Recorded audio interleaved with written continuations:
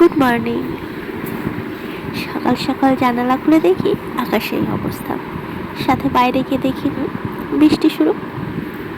আর বৃষ্টি মানেই তো খিচুড়ি, সাথে ইলিশ মাছ হলে তো কথাই নেই, তাই না? তাই আমি সকালে ফ্রেশ হয়ে শুরু করে দিয়েছি রান্নার তোড়জোড়।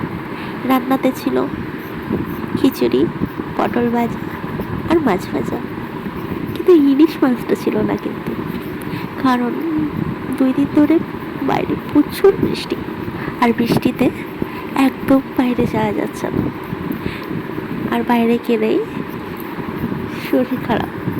তাই জন্য ফ্রিজের মধ্যে যেটুকু ছিল সেটুকু দিয়ে কাজ সারতে হচ্ছে। ছিল ফ্রিজে রুই মাছ, তাই ভাজা করে ফেলেছি।